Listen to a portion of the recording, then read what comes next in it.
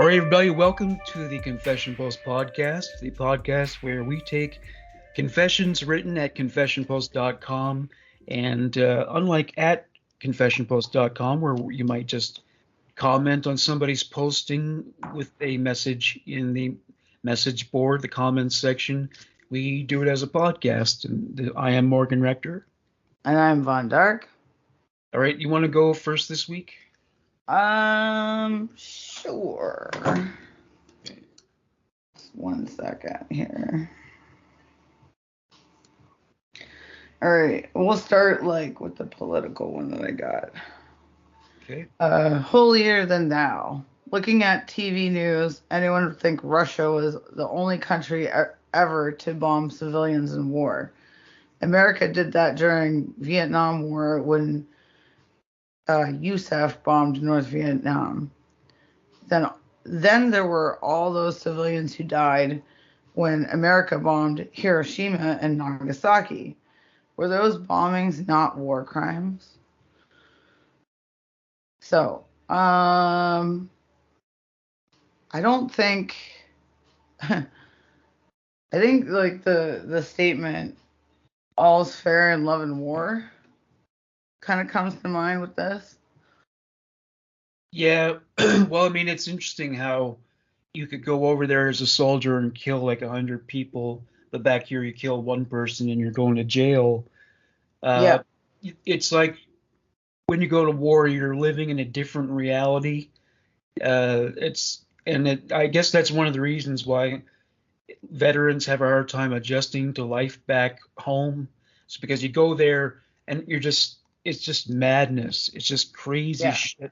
You're involved in it. It's going on around you. And then you come back home and suddenly everything's so fucking chill. Yeah, everything's normal. Everything's just, and it just doesn't make any sense to them. And you're told you were doing the right thing, but deep down you knew it was wrong, and you're just kind of a pawn in the political system. And I think that's a big part of it. And ultimately, and they end up living with it in terms of having PTSD.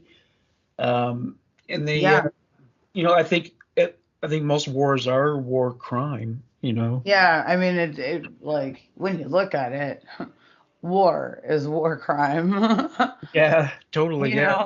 Just war is, all in general, and I mean the things that I actually, this is one of my favorite things about older movies. I like war movies a lot. I have a thing for them. And there's, and it even shows that kind of depict that. And there was this show, they only did one season of it on HBO called Quarry, and it was about a couple guys that fought in Vietnam, I think it was Vietnam. And in that show, they were showing how during that time, a lot of these soldiers were getting shit on for for doing these things, because it was the 70s era, right? Where the hippie movement was still kind of a thing. When they came back, they weren't treated very good, some of them. Yeah, that's what inspired Rambo, because it was, the veterans were blamed for the war, but it was really the government who was responsible. Yeah, that's not. It's you're picking the wrong guy here. Yeah, totally. Everybody, literally everyone is a pawn to the government. Time. We whether we're killing people or we're just a slave to the dollar. Or we're making all the fucking other things run, fast food joints and shit like that. They need peons to do that, right? So when people get pissy about people who fight in wars and stuff, I laugh at it myself. I'm like, well, dude, we're all kind of doing the same thing, whether or not we kill, I mean, those people are killing people, but they're pretty set, some of them, they're pretty set if they move up the ranks, right? They're, Yeah. they get free school, they get all that stuff, right? Yeah, and a big part of basic training is also brainwashing, just Yeah. you, teaching you, to kill. It's like the boot camp sequence in Full Metal Jacket. I was gonna say, Yeah, yes. that's Where basically. you from, son? Texas? Only steers and queers come from Texas. Oh yeah, that's saying, the actor Arlie Ermy, who played the instructor, he came to the set with 150 pages of those insults. I I would love it. I wish he had published the whole thing, all the Oh, great. man, I would love to have like that's what you need is like that fucking that whole thing just printed off like as a Yeah, book. yeah. Or 5'5". I didn't know they stacked shit that high. Hi. Yeah, yeah. Oh But man, yeah. and there was another one that I remember from that. Oh, but the Steers and Queers one is like Oh, that's like oh my god. I don't Only know. Steers I and Queers come from Texas. I don't know if they would have gotten away with that movie today. Oh That fuck no. No. Because there were Like racial slurs and shit. oh and here's another one. Patton, General Patton, he was Yeah. actually like he was real rough on his soldiers. He didn't believe in like shell shock and PTSD and all that. Like he didn't believe in that. But I mean, I kind of feel like a good general um needs to be able to like keep his people in line, and there's no room for that when you're in war. Yeah, that So is like, true. Yeah. you do have to send them home, like, and I mean, like he was rough on them, which I don't totally agree with, but he was also there to do a job, and he was a really good general. He was actually one of the most interesting ones I found. He believed in reincarnation, and he wrote poetry.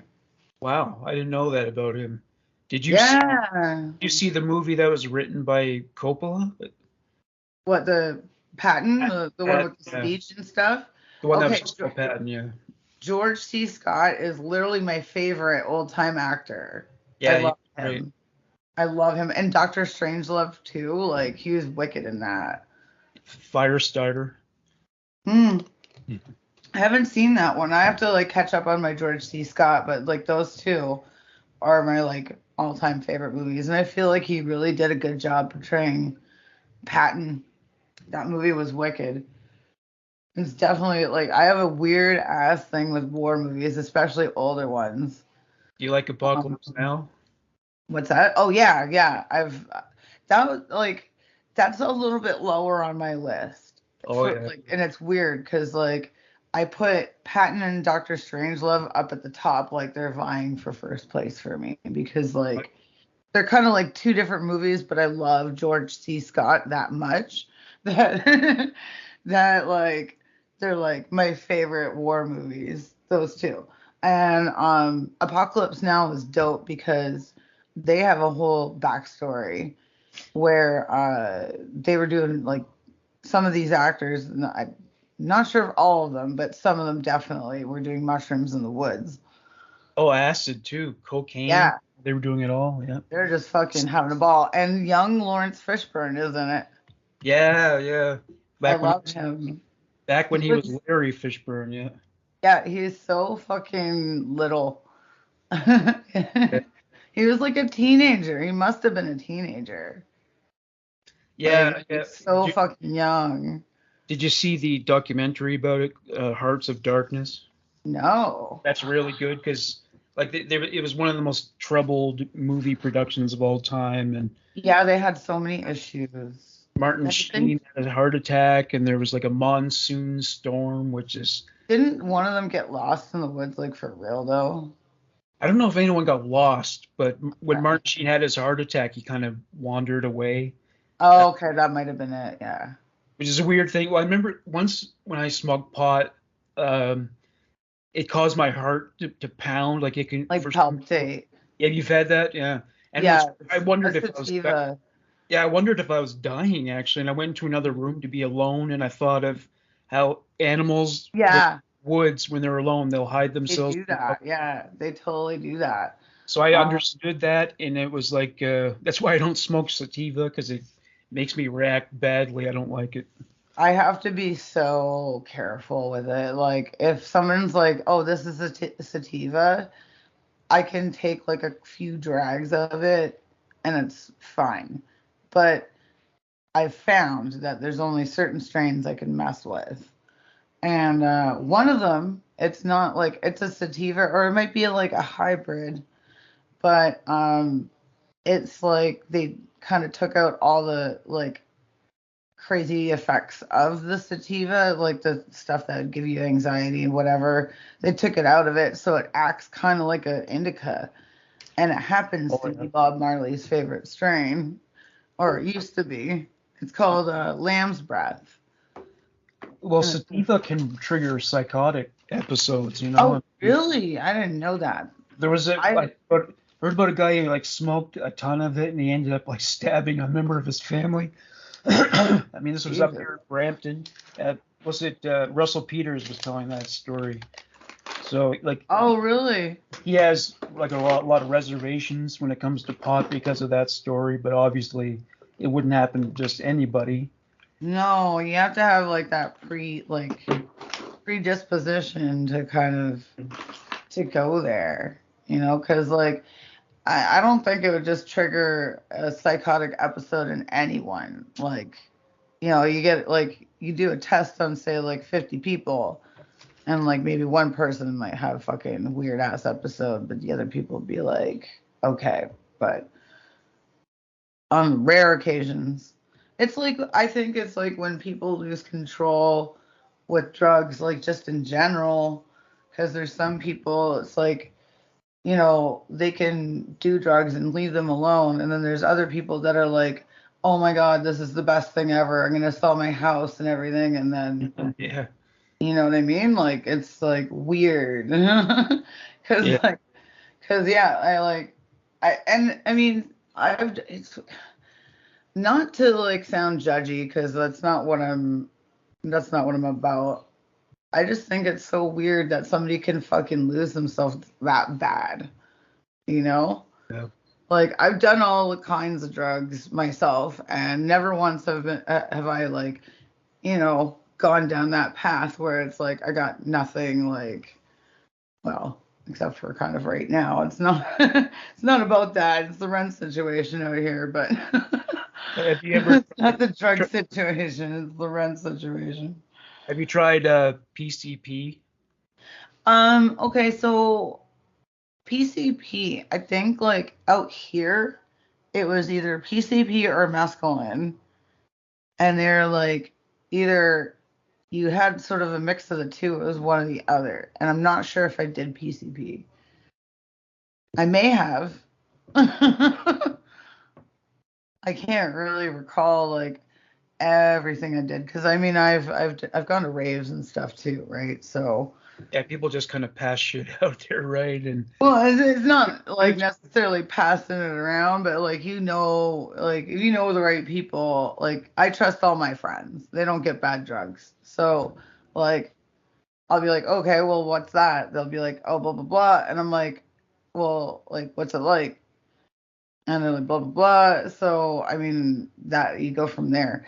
But I mean now a lot of drugs might contain fentanyl. yeah, So yeah. So you really that's why I only go to the people I know, right? I'm like, at least I know that this person's fucked with it. Does anybody do E anymore, or is that passe now? Man, I long for the days of pressed pills again because they were amazing. Yeah, it was hugely popular. now Yeah.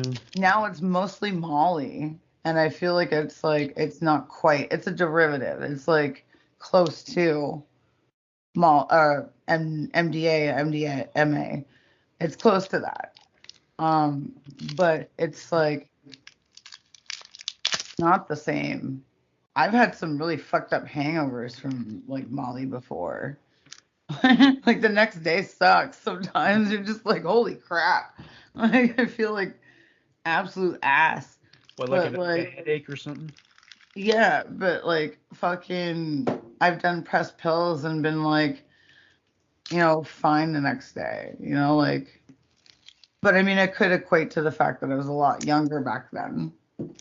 Because the last time I had pressed pills was like 3 years ago, something like that. Like, and those were like, to me, it was like mild, but I mean, I probably had a better drug constitution because it's been so long, right? When you're young, it hits you different, Oh yeah, of course. and your Well, recoup time is way better.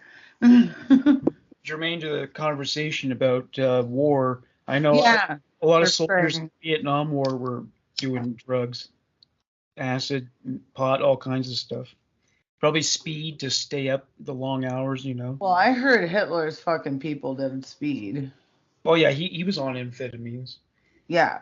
How do you give a And speech that intense if you're not on something, you know? yeah, yeah. Well, I mean, he like fucking like probably like gave himself the old football pep talk like beforehand, like like get ready, like because I mean Yeah, he that. is just screaming like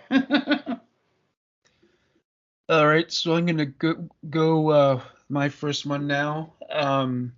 It starts off, is a happy ending cheating? So it goes, I moved to a new state and was really lonely, so I just started to started going to massage parlors to be touched, and soon happy endings happened, and I really liked it. I kept going for a year, and now it's a bit of a fetish.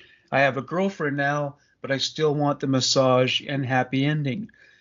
Um, I'll even please myself as long as I have that tease and suspense of possibly getting a happy ending. The fact of being naked and a stranger massaging me and causing me to be aroused is a turn on, but I don't want to cheat on my girlfriend. Is beating yourself off in front of someone cheating? Well, I don't know if you're doing it, maybe that's not cheating, but getting someone else to touch your genitals, if you're in a monogamous relationship, I would say that's cheating, a hand job. Would you agree? yeah, I'd agree. I'd agree.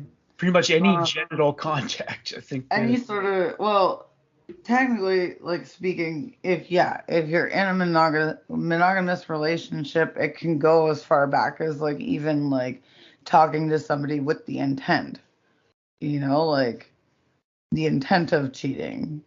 Yeah. Like some people consider that. It just like it differs between people, but um see I like this is why I say like people just should be like really open and stuff. Like Uh, it helps like because I mean if this guy is going to pay somebody and then it's their job and he just like it's nothing about like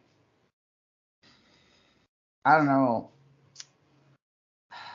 This one's a hard one for me to explain. I think he should be able to go and do it like by my rights, like, but in my opinion, but it is considered cheating, I would say.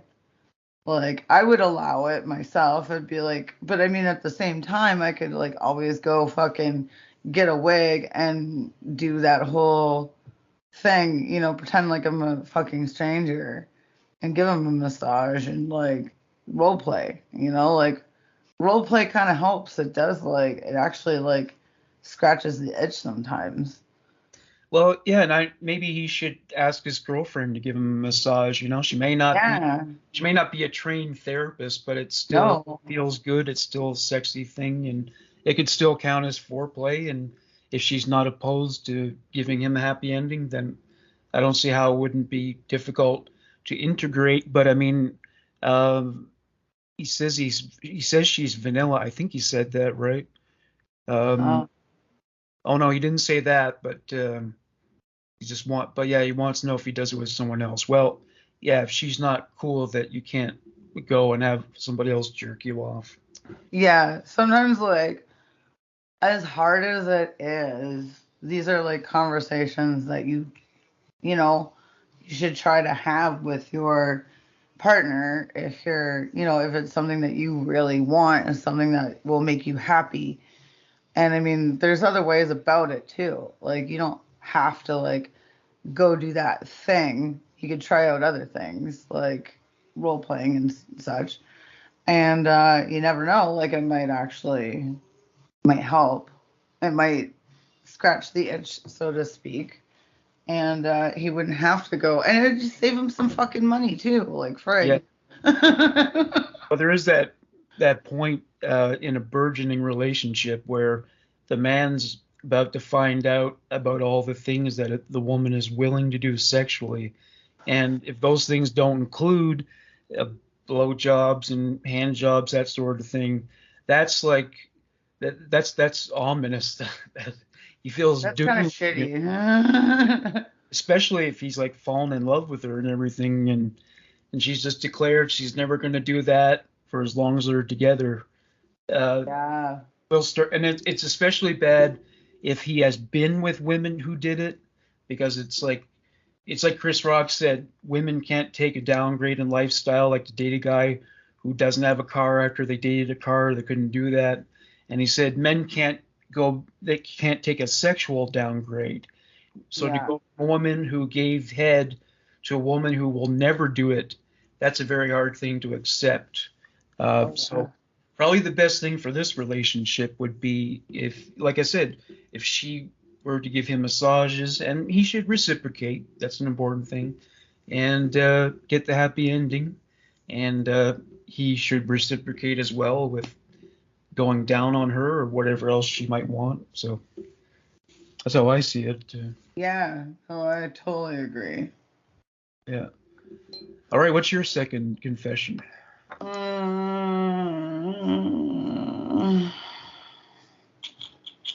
Oh, man. Some of these I really wish they like had the more option because like Yeah. And then some of the long ones are not that interesting. no, it's like it goes on forever and you're just like, oh my God, what is the point in here? Like Yeah. what are we talking about? Yeah. Right, 1 second. We'll go with this one. I used to look up my older mother's skirt at her silky petticoat with lacy hems and her stockings and girdle suspenders, silky full cut knickers since I was 16 years old and she was around 50 at the time. Has anyone else had this experience with their mothers? Well, I mean, probably considering you're fucking knee high to her forever. Like, Yeah. Not with my mother, but I have a memory from being in. So when you were, did when did you move to Nova Scotia? You weren't born there, right? You were born. no. So Oh, I was born in Kingston, then we moved to Maine, and then we moved to Greenwood. So it would be early 90s when I like okay, so you first came to Nova Scotia. you would have been at least 10 years old or Yeah, something. Yeah. yeah. Okay, so yeah, I was born there and I lived there until I was like 10 or 11, 10 years old. So yeah, before kindergarten we had well, no, we never did have kindergarten at the time. Instead of being called kindergarten, it was called primary. So that was like Yeah. year school. We did that. And I remember in primary school, Mrs. Finley, she got up on like a stool or something to, I don't know, do something. She had to get something. And all the boys were like looking at her skirt. Ah, And back then she was wearing, I think she was wearing like a slip with it or something. Maybe she knew that yeah. that happened because there was a lot of equipment underneath there that would, you couldn't just, it wasn't a Benny Hill moment. You couldn't just Uh, look, right? Yeah, Like, there were no garter belts or anything like that. It was definitely, it probably, for her to have been intimate with a man, she would have had to, remove a lot of layers, I guess. But yeah, so this guy's, I don't know, what is he trying to say? That is he turned on by his mother or what? I don't know. Like I think he's just saying like he used to look up his mother's skirt. Hmm. And I don't know like if he didn't insinuate he was turned on by it, but he did get very descriptive about what she was wearing under there. So Well, maybe. I don't know how much truth there is to this. Did you ever see the documentary Crumb about the cartoonist R. Crumb? No. Well, there's this woman in the film. She's talking about how there's differences psychologically between guys, depending on like what part of the female body a guy is most gravitated towards. She said men who are into breasts are like they tend to be athletic and super ambitious and extroverted, and then men who are Right. into feet are much more submissive, more beta. And she said that has to do with uh, kind of putting their mother on a pedestal, looking up at her, and so focusing on this, having a thing for strong women. I don't know what it means if you're an ass man, but Yeah, right. Like I was actually like just thinking about that myself. I'm like, what? a fun fact: Kurt Cobain was an ass man. That's what Courtney Love said. She would never. Yeah. I knew I loved him for a reason, and he would have loved me. Well, he took a picture of her when she was like nude. She's like laying on a bed, and he liked to look at her ass because that's from when she published like his journal entries. I think that photo's in there. Nice. Well, I'm she so would have glad she stripped. did that because his journal entries are really cool. Like Yeah, he's got artwork in there and all kinds of really neat things. yeah. I mean, I don't know how he would have felt about it being published. Oh no, Well, probably not so great, but she's no shrinking violet. She was once a stripper, and she has. yeah. Did you see her in the People versus Larry Flint? Yeah, she was so good in that I movie. loved it. She was so good as Althea. I loved her. Yeah, it was like I never had a moment where I didn't believe it. Yeah, and she like, she she's only done like bit acting, but that was definitely like that was a good role for her. I think I the feel reason, like she was cast good that way. Like, yeah, I think the reason she didn't do a lot more acting is because she kept having more and more relapses. Her addiction never went away. mm, Mm. yeah, she's had issues. Oh yeah. So this guy with looking up his mother's skirt. Well, Yeah, he must have like a leg fetish or something or a skirt fetish. probably. Because I mean, I know a lot of dudes that have like nylon fetishes and stuff like that. Like, they love like lingerie kind of thing. Like, they might even, some of them go as far as like wearing it themselves. Have They're you like, had lingerie purchased for you by a guy? yeah, yeah. My ex though, like, So that's really a gift for him. That's the thing, though. yeah. But I mean, it's also like really kind of like cool. Like, sweet, this is mine now. Like, But yeah, you can appreciate it on that level, but at the same time, you weren't involved in selecting which piece of lingerie it was, right? yeah, You didn't go over a catalog together. He just decided, well, this is what I want her to wear. yeah. This is like we usually picked out stuff together. So, Oh, I see. and yeah. Do they have Victoria's Secret store in Halifax? Oh yeah. Oh, I see. Okay. Yeah, I just don't. I feel like they don't have as much as the bigger cities would. Yeah, I went into one once because my mother wanted me to buy one of her friends something, which was a very awkward situation to be in because it's mostly women in there, and if they look at a guy, they're just going to assume he's like a perv. But yeah, it was interesting. But Sephora was even more awkward though. Yeah. Anyhow, moving on. This is kind of a slightly different issue relating to sexuality, I guess, and appearance. Um, so the title is Abnormally Small Male Waist. This is kind of an issue we've discussed before. Um, I am curious to learn if there are any men or even women out there who have never been extremely thin or had any kind of eating disorder, but whose natural waist measurements have been, especially when young, abnormally small. As a first grader in school, my waist, as measured by the school nurse, was slightly less than 17 inches around. My mother had to buy me pants to fit for leg length, but always had to take in the waist several inches to get the snug fit I wanted. Of course, I was rather small boned too, but not skinny. Even at the start of the fourth grade, despite gaining several inches in height and several pounds in weight, my waist only measured about 19 inches around.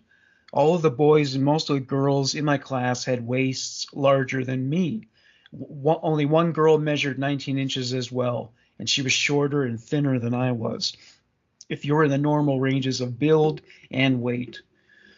I've never heard tell of a guy not being able to get laid or get a girlfriend because he was skinny.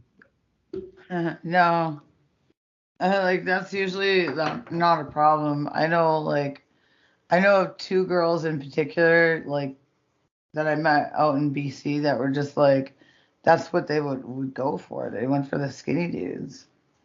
And Yeah, like they loved them, right? And I was never one of those people, but like I've kind of like opened up a little bit myself. It's just like so long as like the dude's more of a dude than me, then I'm good. You know? yeah, Because like there was one time, and this will forever stick out in my brain.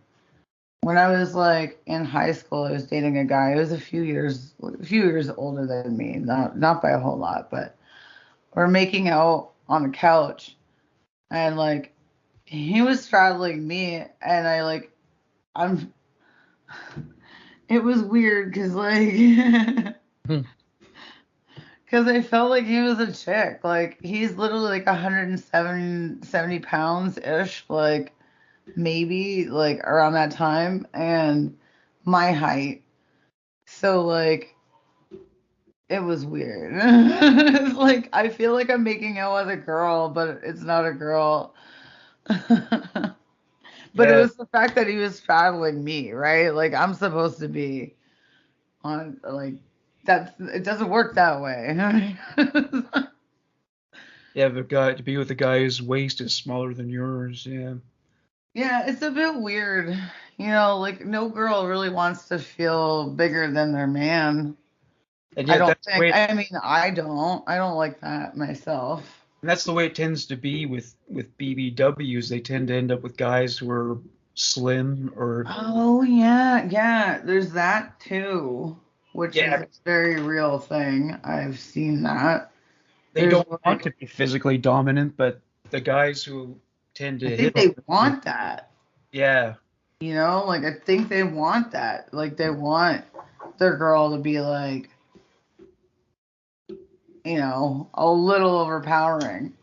well, as someone who has been a person of size all their life, I one thing I know, and I don't know how many skinny people are aware of this, but basically, when a person of size attracts someone of normal weight, they feel like they've won the lottery, and they'll try whatever they can to keep it going, even if the person's kind of a douche, because they just feel like, well, I don't have to go out with another person of size. I lucked Right. out, and that which is why a lot of guys like me sometimes end up dating women who are they're thin, but what not everybody knows is maybe the chick's really crazy or something, or maybe she's kind of a bitch. But he's like so glad to be with a skinny girl that he'll tolerate it. Like I once knew, I didn't really know him that well, but I did meet this guy, and the woman he's married to now, she even like cheated on him with his friends and shit. But she's very thin, and I think he put up with it because he felt like he couldn't do better, which is kind of Yeah. sad. But what I guess his self-esteem must have been affected over the years by bullying. But yeah, that's the thing. And there are a lot of women of size who just if they can get a skinny guy, then they feel like you know again that they've had a stroke of luck there. And so even though they would prefer not to Or be just as like any guys sometimes. Like some girls are like, oh, like this is it for me. Like nobody else wants me. Well, So I like, noticed at one point a lot of skinny, like not just any skinny guy, but like kind of the geekier ones, they decided to start dating bigger girls because I guess they felt like, well, that way at least I could get laid, I could have a girlfriend, and yeah, those girls were receptive to the idea, and so yeah, that there was a lot of that too, because a lot of the guys who are dating women of that size are usually not that popular with most of Yeah. the skinny girls. So No, it's true. yeah, Yeah, there's like there I don't know, it goes both ways, but in like different areas, I would say. yeah. You Well, know, the like dad bod seems to like gained in popularity, I guess. oh yeah, the dad bod thing is like great. I love the dad bods. Well, they are cuddlier. There's that. Yeah, man. Yeah, and like to me, like there's like this other thing that like kind of sticks with me. It's like you wouldn't trust a skinny chef, right? So Yeah, like a nice like well pudgy, I guess you could say a pudgy dude. Like you know that guy could probably cook or appreciates food. yeah, You know, and like also we tend to be much more generous with foreplay. yeah, Yeah, which is what they say about women of size. They also tend to be very forthcoming with that sort of thing. yeah. Yeah. Oh, yeah. All right. So what's your next confession? I ended up just picking a new one because the one that I was gonna read, like on the last whatever, like my last one, it cut it off, and it wasn't even really like it didn't get to the point. So I found one that got to the point. I'm Yeah. Okay. just gonna make sure that it is not um something that you picked. One sec. I got the one about that involves a cat. I think we both Oh agree. yeah, yeah, yeah. We weren't sure if that one was done, but I mean, I'll do it again. If, anyway, I found what's that? Serious question. It's called. Why do black guys want to fuck white girls in the ass so bad? Do they do the same thing with black girls? I got married right out of high school and divorced at 24. Rather than find a new relationship, I decided to make up for some lost time and enjoy myself. Nothing serious. I started hanging out with a few clubs. I noticed quickly that I got a lot of attention from black guys. Never been with a black guy before, but I was not opposed to it. Well, fast forward to over a year. In that time, I had sex with maybe a dozen black guys, and every single one of them went right for my ass. Am I totally I am totally used to it now to the point I keep a small bottle of lube in my purse. My question is why? Do black girls give up their ass like this? Um, Well, I know they tend to be ass men. I don't know if doing anal is necessarily their thing. It seems to me like men it's of like all a ages are into that. it's a thing like for those who want it, and I don't think it's like a race thing, you know? Yeah, well, I mean, yeah, I find it seems like most men, period, are kind of obsessed with it. They really want. So many women are asked to do anal or pressured to do anal, and I think it's mostly because like we probably don't really we're not keen on just going right to that, you know? I like a little warm up before I get into that sort of deal.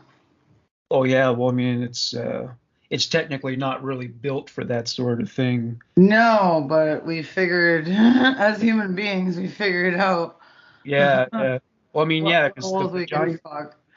the vagina evolved so that a baby can pass its head through it, but the other thing didn't come together that way. And No, no. And I mean, yeah, like who discovered that? I wonder. Well, probably the first gay person.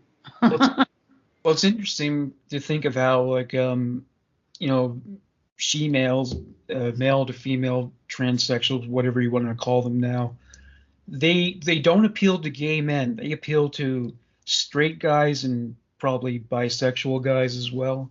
It's Yeah. gonna make you wonder though if a guy's straight but he likes that. what does that say about straight men? I Because don't know. none of I them have like a pussy eating fetish, but they seem to want they want the she-male to have penis. They don't want them post-op.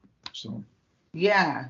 Yeah, no, I know some of those types myself. Um Shoot, I had something. What was I gonna say? Fuck.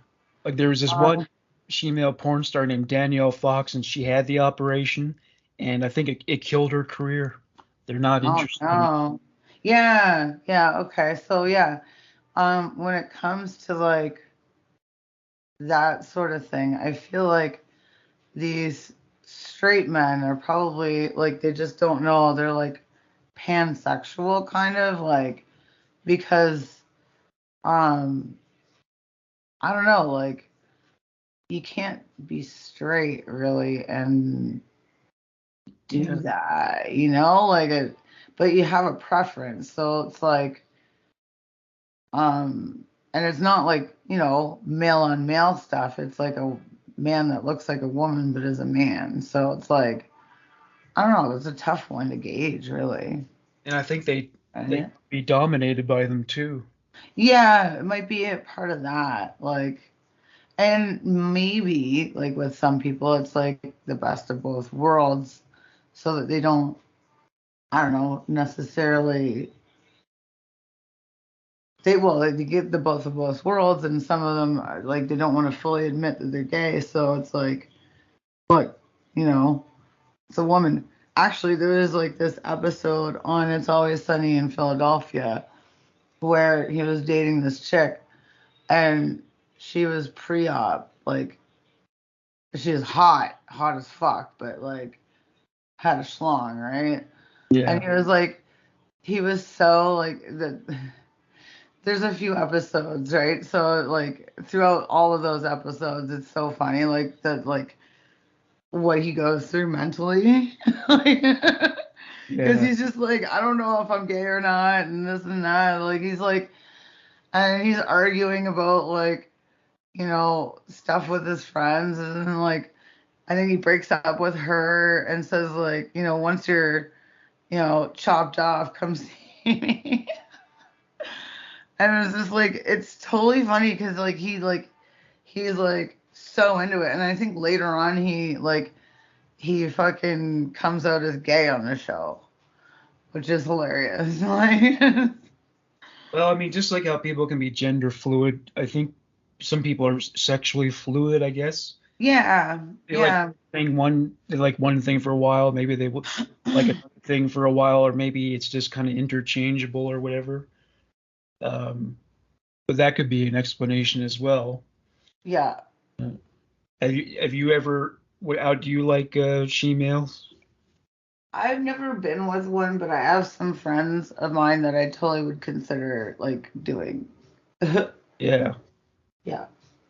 Like Okay. it just depends though. Like I am kind of like slightly picky, like, but it's not in the ways that most people think. Like, I am a bit superficial. Like, I have to find the person attractive, right? But like, sometimes, like, when you're hanging out with somebody, they get more and more and more attractive because of their like charisma and like just their like all around energy and shit, right? Yeah. So there's that, right? And I always have room for that. Like that's like actually like more of a favorite than aesthetics for me because I want to be able to hang out with the person, you know? Yeah. It's kind of hard to meet them too. I mean, that's such a tiny substrat of the population. I think most of the time, if someone wanted to have sex with one, they'd have to like go to an escort agency or something like that. Yeah, maybe. Or like find the right bars. Well, one thing I Um, noticed about them is that whenever I've seen their ads, like if it's a transsexual escort, they'll say, "I'm going to be in town this week or this weekend." They always just say they're just going to be here temporarily, which I yeah. guess is their way of like preventing the cops from figuring out what's going on. They always say that I'll be in Toronto. on the 28th and the 29th. Yeah, right. Yeah. Like you are every day. Yeah. Yeah. Yeah, like you probably see them sometimes, you know. It's like, oh, I remember you. Like, I know that ad. That's Like right. just the normal, like day to day. Well, I mean, even when you go through the neighborhood here, you don't see a lot of them. They're even a minority within the gay community. So Yeah. yeah, sightings are far and few between. So my last confession is, and we're both, one thing we have in common is we're both cat lovers. So this one's going to probably be a bit rough. The Yeah. title is title is I tried strangling a cat. I was young and naive, and I wanted to see if I had the balls to kill something. So when I found a young stray cat and managed to make it get close enough to me that I could grab it, I did. I was very stupid and thought the neck would just break if I pressed hard enough, because of course a 12 to 14-year-old would think necks are only bone. Of course it didn't, and the cat started thrashing around, managing to scratch around my wrist and making me worry if the cut was too deep. So I let it go and headed home. I can still see a little bit of the scar to this day and grew out of that phase. Well, thank God for that, because I don't want Yeah. him or anybody strangling cats. Doesn't matter if they're just a stray. Don't torture animals. And if you do have a pathology, like you fantasize about doing it, then get counseling. And I especially say that because they say a lot of serial killers start that way. They start with animals and then they move on to human beings. Like Jeffrey Dahmer did that. Yeah. That was how he got his first look at bones and shit, because he'd find like roadkill, and I think eventually started killing animals to get to their insides. So Yeah. No, it usually starts somewhere and like I think like where I don't know, like I think when people do that, like when they get the taste for killing, it's probably a little hard to get rid of. well, yeah, If and if they have the makings of it and they go and like they're brave enough to go do that sort of thing, it's like, well, that's always gonna be like in the back of their brain. oh yeah, and I mean, if they could follow through, if they know the cat's suffering, and then there would definitely be signs, and he can keep going on with it, then that's the sure sign that he can kill, because it's not homicidal ideation, as they call it, that makes it so possible for somebody to kill. It's the lack of empathy and a lack of the ability to feel remorse about it that enables Yeah. me to kill.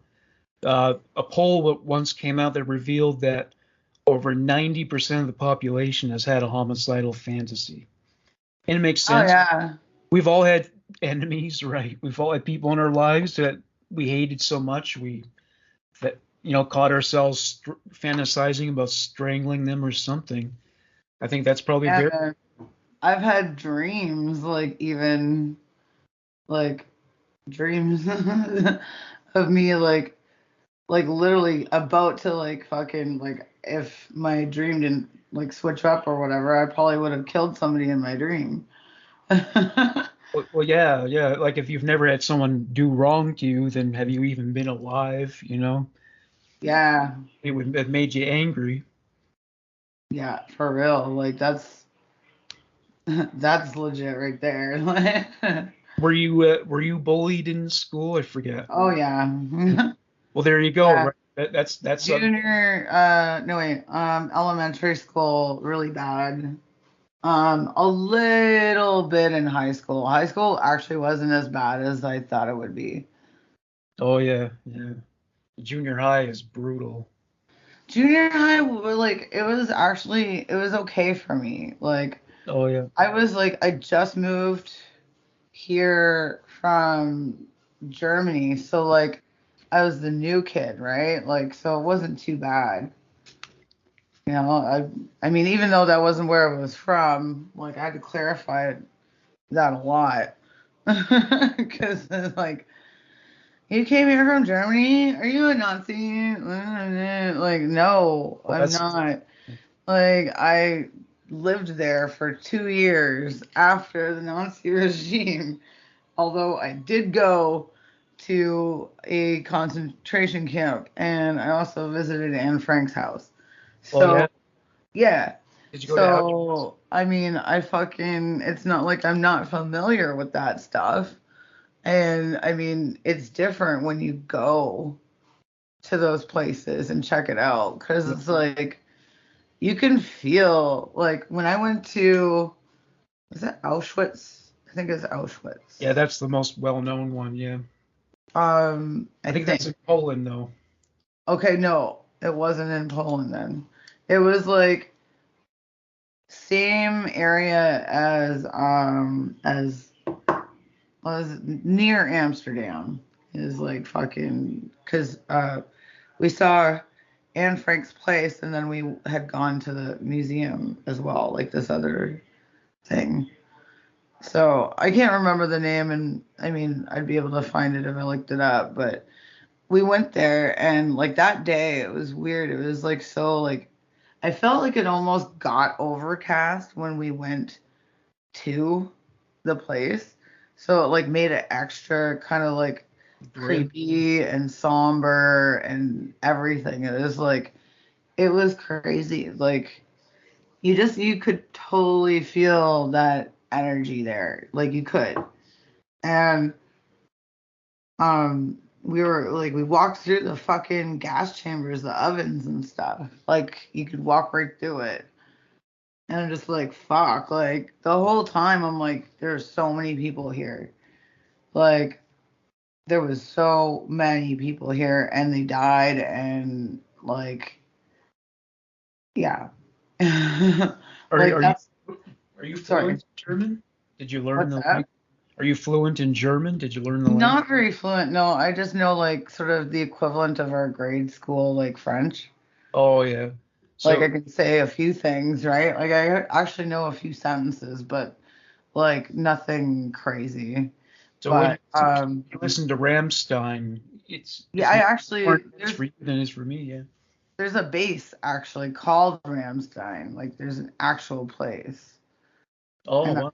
yeah, yeah. So like they kind of got their I think they got their name from that, but um yeah, that was one of the military bases was Ramstein and Kaiserslautern. And yeah, Ramstein was pretty I liked Ramstein. I went to two different fucking schools there because we moved, right? Hmm. It was I thought that was kind of great. I'm like, man, I'm like in the fucking like we just moved like to a different base basically. Like but yeah, in German, everything sounds super aggressive and I love that. Is it hard to go to school when they don't speak your language at all? That must have been hard, right? I went to school on the base actually. Oh, So so they yeah, had English instructors. yeah, yeah. It was basically an American school. Like same Oh, idea. Except we learned German because we were in Germany. So oh, I see. yeah, we had German class just like, we would have French class here. Yeah, my French is also very limited. So there Yeah, you mine go. too. I fucking hated French though, like in like junior high was when it kind of got ruined for me. So I was like, fuck this. Like as soon as I found out I didn't have to take it in high school, I was like, wicked. I am not taking it. Well, it's weird because my French teacher in junior high was very similar to Hitler in terms of her approach to teaching. Yeah, it was a very odd experience because she had a lazy eye, and so if she was speaking to you, you weren't sure. So it would Yeah. start off by saying, "Are you talking to me?" And then you offend her, and that made it even worse. Oh my God. Yeah, no, lazy eyes are definitely a difficult thing for me. I will apologize up and down to anyone who's got a lazy eye. It's just really like I have a hard time figuring out which one to look at. Yeah. And I don't want to offend the person, but I also am just staring at the fact that, like, can they see out of that eye? Do they see something different? Like, I have so many questions. Like, Yeah, I try not to make it obvious that I'm I looking at know, it, but but yeah, I how can feel like I'm I? totally obvious. Well, I would never say anything mean about it, so there's at least this. No, no, I would never either. It's not like you can't help that, right? Like, you really can't. So, like, I say nothing mean about it. It's just I'm like terrible at interactions with people with a Yeah, lazy eye. I am not absolutely. good at that. Well, I remembered something I was going to say earlier. We were Yeah, talking about bullying, and it's funny because I one day I looked at this web page. It had a bunch of high school yearbook photos of famous like metal musicians, and I noticed most of them were kind of dorky. And I thought to myself, yeah, that's where the rage in the music comes from. Like they're yeah, angry about being bullied, and now it yeah. comes out in all these heavy riffs and stuff. Like I think like half of Metallica were nerdy, and probably the guys in Slayer, and You even know, Dave Primus is Mustaine. probably nerdy. Like Who was? Primus, they had to Oh be yeah, like absolutely, yeah, yeah, nerdy Hicks is what it is. Nerdy Hicks. And fucking, oh, I was gonna say something. Oh yeah, Trent Reznor. He was yeah. in band in high school. He was in the marching band, so yeah, he was a little geeky too. Yeah, So totally, and totally. he played the keyboards, which was not considered a cool musical instrument to play. It was all about guitar. So Yeah. were you But lucky? you know what? You know it's fucking funny. Like when you come from the musical tip of everything, like piano is actually like the best thing to learn Yeah, first it's true. because it's like it gives you like all of the like things that you need to know about read like music reading, where the notes are and things like that. It's a really like it's not necessarily easy, but it gives you a good feel for music. Absolutely. Were you lucky enough to be going to a high school where some people had bands? Yeah, I actually like we had band, but I joined up with music vocal. Oh I yeah. did the singing shit. I mean, like were like there were students who had bands of their own. Oh yeah, totally. I was friends with like fucking a couple of those. Like, we had this place called the Pavilion, which back in the day, had like all of these fucking high school bands. They'd just book like almost whomever. And pretty much all of like everyone I knew was like musically inclined, like practically everyone I knew. Oh man, that must have been awesome. I was the It only was. I was the only person in my high school who wanted to be in a rock band. Most people there were into like hip hop and like, dance music and shit. I was the only one. Yeah. Yeah, like I think last time we were talking about how I hooked up the goth people with like my friends from junior high or whatever.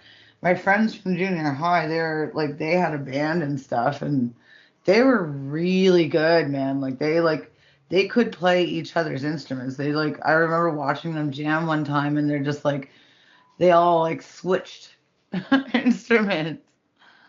It was Oh, good. Yeah, because I mean, one was always better at playing drums than like another person, but like the fact that they could just switch up was really cool. yeah, I wanted to play drums at first, but I lived in an apartment, so that negated that possibility. Oh And yeah, they're also like $1,000, it's an expensive instrument. it is. Yeah. Then again, most instruments are really expensive now. Like used to be to buy a decent bass would be like 200 or 300 bucks, and now a lot of them are 1,000 or more. Yeah, yeah. I have a bass guitar, but I don't play it really. I want to get one, but I play left-handed, and so they don't sell as Oh many. yeah, you'd have to like restring it maybe and like I mean you could do that, restring it maybe, depending. Like you might even have to get somebody to customize Yeah. it for you. I don't know if you can do that with electric instruments. Maybe. I mean, I know that Kurt Cobain, he kept smashing his guitars, and sometimes they would have to get a right-handed guitar and restring it, because the Yeah. left-handed ones, there's usually like maybe like two or three in the entire store.